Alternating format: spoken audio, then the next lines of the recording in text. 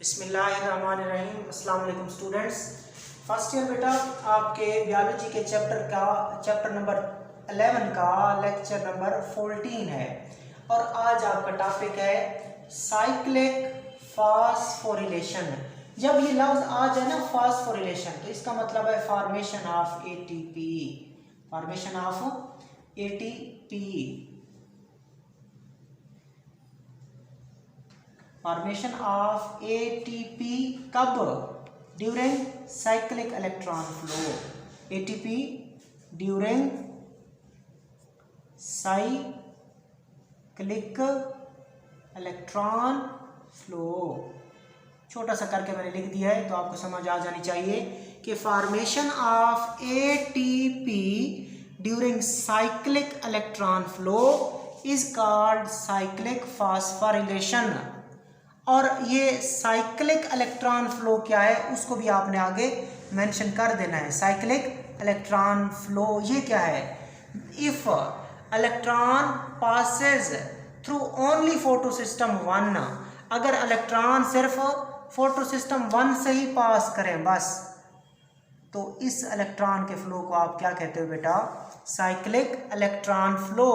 और इसमें जो एटीपी बनेगा उसको आप कहोगे साइक्लिक फास्फोरिलेशन। सो टॉपिक स्टार्ट करते हैं अपना। अंडर सर्टेन कंडीशंस कुछ हालात में फोटो एक्साइटेड इलेक्ट्रॉन, क्योंकि जो फोटो एक्साइटेड इलेक्ट्रॉन होते हैं they take an alternate path. बाज औकात कुछ हालात में फोटो एक्साइटेड इलेक्ट्रॉन, वो इलेक्ट्रॉन जिनको लाइट ने निकाला था, जिनको लाइट ने एक्साइट किया था, वो एक अल्टरनेट पाथवे अख्तियार करते हैं। उस मुतबादिल रास्ते को हम साइक्लिक इलेक्ट्रॉन फ्लो कहते हैं। This pathway uses photosystem 1 but not photosystem 2। सो आपको पता है कि इस समय कौन सा फोटो सिस्टम इस्तेमाल होगा? सिर्फ फोटो सिस्टम 1 इस्तेमाल होगा, 2 इस्तेमाल नहीं होगा। अब हम डायग्राम से देखते हैं इसको। ये देखें बेटा, ये फोटो सिस्टम 2 है, ये फोटो सिस्टम 2 है और ये फोटो सिस्टम 1 है। ये फोटो सिस्टम 1 है और ये फोटो सिस्टम 2 है। होता क्या था, पहले रोशनी इधर से टकराती होती थी, ठीक है, ये फोटो सिस्टम भी इन्वॉल्व होता था। लेकिन अब क्या सीन है?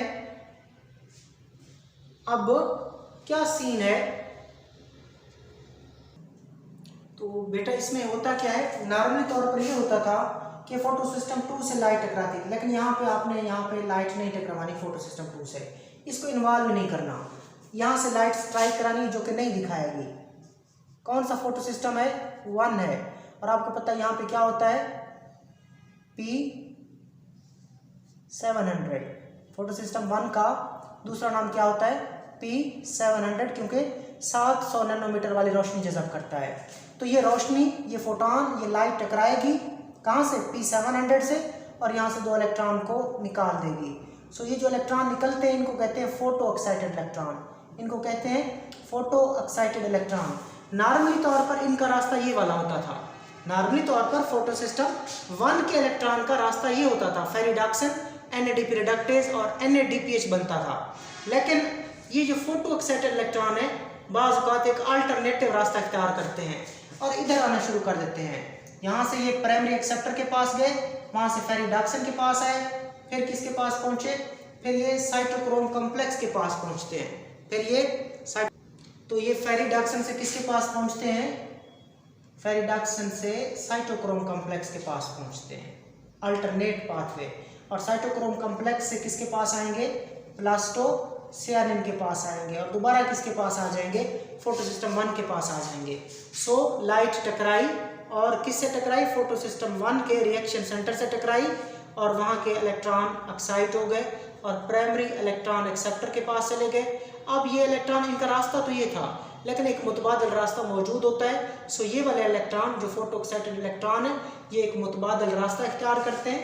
ये इलेक्ट्रॉन एक अल्टरनेट पाथवे इख्तियार करते हैं और किसके पास आते हैं, फेरिडॉक्सिन के पास आते हैं। फिर फेरिडॉक्सिन से साइटोक्रोम कॉम्प्लेक्स के पास आते हैं और वहाँ से प्लास्टोसियानिन के पास आते हैं। और जब वो इस तरह गुजरते हैं ना, इस चेन से गुजरते हैं इलेक्ट्रॉन ट्रांसपोर्ट चेन से, वो एटीपी बनाते हैं। उनकी एनर्जी कम होती है और उसी एनर्जी से क्या बनाया जाता है, एटीपी बनाया जाता है। So energy for chemiosmotic synthesis of ATP. ठीक है बेटा, फोटो सिस्टम 1 इन्वॉल्व है, 2 इन्वॉल्व ही नहीं है, 2 की बात ही हमने नहीं की। सो जब इलेक्ट्रॉन सिर्फ फोटो सिस्टम 1 से ही गुजरे, ऐसे गए ऐसे आए ऐसे आए, सो जब फोटो सिस्टम 1 ही इन्वॉल्व हो तो इलेक्ट्रॉन के फ्लो को कहते हैं आप लोग साइक्लिक इलेक्ट्रॉन फ्लो। और उस दौरान अगर एटीपी बन जाए, उस एटीपी बनने का अमल क्या कहलाता है, साइक्लिक फास्फोरिलेशन। साइक्लिक फास्फोरिलेशन कहलाता है। सो डायग्राम आपने क्लियर कर लिया है। डायग्राम बेटा आपने क्लियर की कि यहाँ से रोशनी को टकराना है, इलेक्ट्रॉन ऊपर जाएंगे और इलेक्ट्रॉन एक अल्टरनेट पाथवे इख्तियार करेंगे। प्राइमरी इलेक्ट्रॉन एक्सेप्टर अब फोटो सिस्टम 1 से फेरिडॉक्सिन के पास, फेरिडॉक्सिन से किसके पास आ जाएंगे, साइटोक्रोम कॉम्प्लेक्स के पास, फिर प्लास्टोसियानिन के पास, फिर दोबारा फोटो सिस्टम 1 के पास आएंगे। सो यहाँ पे सिर्फ और सिर्फ फोटो सिस्टम 1 इन्वॉल्व है और ये बता भी रहे हैं डॉटेड, ये रेड निशान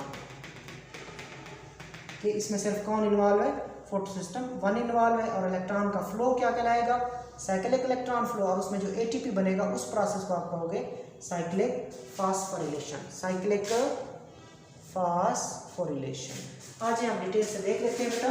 cyclic phosphorylation, under certain condition the photo excited electron take an alternate pathway that is called cyclic electron flow. के कुछ हालात में, कुछ हालात वो डिस्कस करते हैं, कौन से हालात होते हैं। अंडर सर्टेन कंडीशन में फोटो एक्साइटेड इलेक्ट्रॉन अल्टरनेट रास्ता इख्तियार करते हैं, उस रास्ते को साइक्लिक इलेक्ट्रॉन फ्लो कहते हैं। This pathway uses photo system 1 but not photo system 2। और साइक्लिक इलेक्ट्रॉन फ्लो क्यों कहते हैं, क्योंकि इसमें सिर्फ एक फोटो सिस्टम 1 इन्वॉल्व होता है। आगे चलते हैं। Possibly it happen when the chloroplast run low on ATP. ऐसा तब होता है, अब साइक्लिक इलेक्ट्रॉन फ्लो कब होता है, फोटो सिस्टम 1 इन्वॉल्व कब होता है, ऐसा तब होता है। उसने कहा when the chloroplast runs low on ATP for Calvin cycle. जब क्लोरोप्लास्ट को एटीपी की कमी का सामना करना पड़े, जब क्लोरोप्लास्ट को एटीपी की कमी का सामना करना पड़े। और आपको पता है एटीपी किस प्रोसेस के लिए चाहिए होते हैं, एटीपी चाहिए होते हैं केल्विन साइकिल के लिए, डार्क रिएक्शन के लिए, लाइट इंडिपेंडेंट रिएक्शन के लिए। ये क्या चाहिए होता है, एटीपी चाहिए होता है। जब क्लोरोप्लास्ट के पास एटीपी क्या हो जाए, लो हो जाए, द साइकिल स्लो डाउन, तो वो साइकिल जो होता है वो स्लो डाउन हो जाता है। कौन सा cycle, Calvin cycle slow down हो जाता है, जिसके नतीजे में NADPH अकामुलेट करता है। ये बड़ा कंसेप्ट है, इसको समझना है आपने। NADPH इकट्ठा हो जाएगा। क्यों इकट्ठा हो गया है, NADPH क्यों अकामुलेट हो गया है, क्योंकि बेटा केल्विन साइकिल के लिए ना NADPH भी चाहिए। जब केल्विन साइकिल स्लो हो गया है तो NADPH क्या हो जाएंगे, यूज नहीं होंगे ना उधर। जब वो वहां पे यूज नहीं होंगे तो NADPH क्या हो जाएगा, इकट्ठा हो जाएगा, अकामुलेट हो जाएगा। सो कहाँ पे, क्लोरोप्लास्ट में। This rise in NADPH may stimulate a temporary shift from non-cyclic to cyclic electron flow। तो अब क्या होगा, जब NADPH इकट्ठा हो जाएगा सो ये ज्यादा NADPH क्या करेगा, एक टेम्परेरी शिफ्ट का बायस बनेगा। कहाँ से कहाँ, non cyclic to cyclic electron flow, के NADPH कहेगा कि केल्विन साइकिल स्लो हो चुका है, मुझे वहाँ इस्तेमाल नहीं किया जा रहा, लिहाजा मैं ज़्यादा हो चुका हूँ। और जब मैं ज़्यादा होऊंगा तो मैं शिफ्ट करूँगा, और शिफ्ट भी होगी आर्जी, कहाँ से कहाँ, नॉन साइक्लिक इलेक्ट्रॉन फ्लो को कन्वर्ट कर दूंगा साइक्लिक इलेक्ट्रॉन फ्लो में। अब इलेक्ट्रॉन 2 फोटो सिस्टम से नहीं गुजरेंगे, बल्कि वो एक फोटो सिस्टम से गुजरेंगे, और वो क्या होगा, photo system 1, NADPH effector. NADPH की वजह से नॉन साइक्लिक फ्लो की जगह साइक्लिक इलेक्ट्रॉन फ्लो आ जाता है। और कब तक ये चलेगा, until ATP supply meet the demand, जब तक ATP की सप्लाई डिमांड के मुताबिक ज़्यादा नहीं हो जाती, क्योंकि साइक्लिक से ना सिर्फ एक फोटो सिस्टम इन्वॉल्व होगा। जब एक फोटो सिस्टम इन्वॉल्व होगा तो एटीपी जल्दी जल्दी बनेगा, और एटीपी जल्दी जल्दी बनेगा और जाके एटीपी वही जो ज़्यादा बनेगा, जल्दी बनेगा, वो जाके केल्विन साइकिल की ज़रूरत को पूरा करेगा। और जैसे ज़रूरियात फिल हो जाएंगी, ये टेम्परेरी शिफ्ट ख़त्म और दोबारा क्या शुरू हो जाएगा, दोबारा नॉन साइक्लिक इलेक्ट्रॉन फ्लो और नॉन साइक्लिक फास्फोरिलेशन शुरू हो जाएगी। ठीक है, आगे चलें। The cyclic flow is short circuit. ये जो साइक्लिक फास्फोरिलेशन देख रहे हो, ये जो साइक्लिक इलेक्ट्रॉन फ्लो देख रहे हो, ये क्या होता है बेटा, शॉर्ट सर्किट है। याद रखिएगा, ये जो साइक्लिक इलेक्ट्रॉन फ्लो है ये शॉर्ट सर्किट होता है, छोटा सा फ्लो होता है, शॉर्ट सर्किट है। The electron cycle back from primary electron acceptor to ferredoxin. अब इलेक्ट्रॉन साइकिल बैक हो जाते हैं प्राइमरी इलेक्ट्रॉन एक्सेप्टर से फेरिडॉक्सिन के पास, और फेरिडॉक्सिन से किसके पास, साइटोक्रोम कॉम्प्लेक्स के पास। From there continue on to the P700।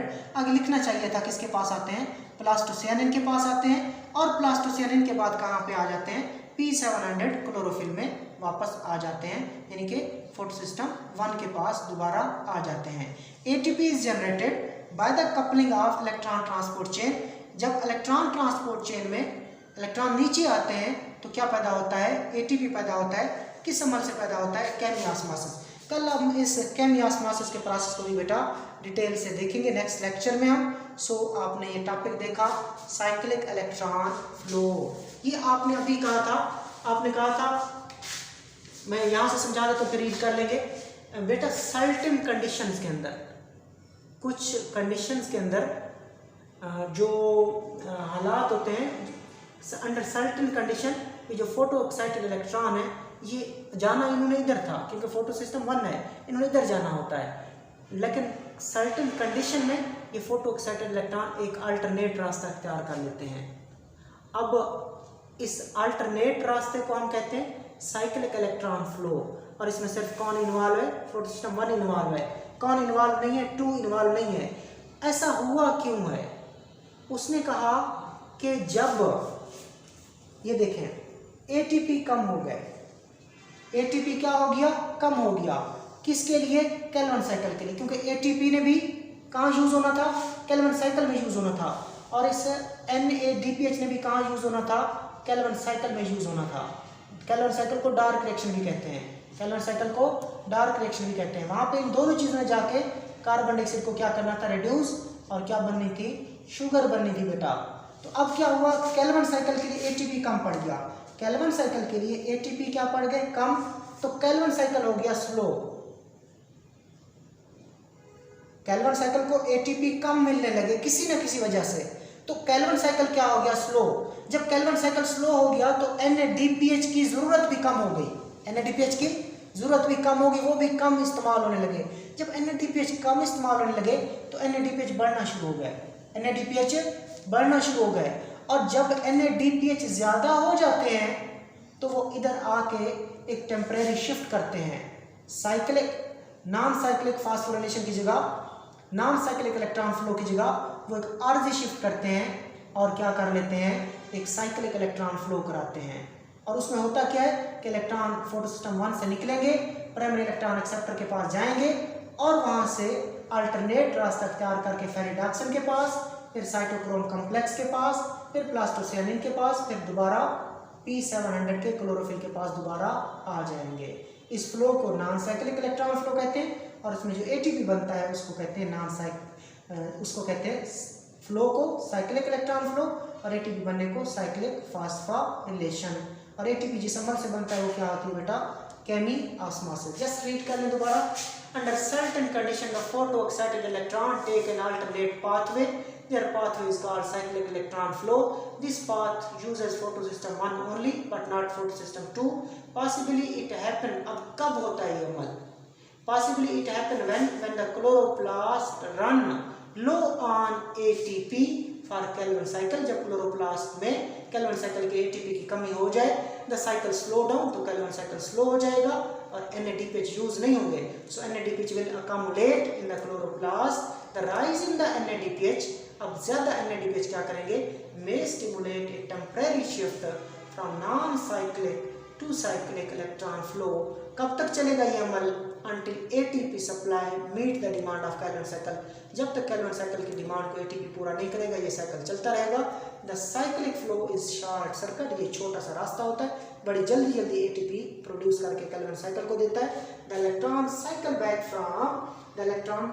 Back from primary electron acceptor to ferredoxin to cytochrome complex and then from there continue on to photosystem 1 or P700 chlorophyll.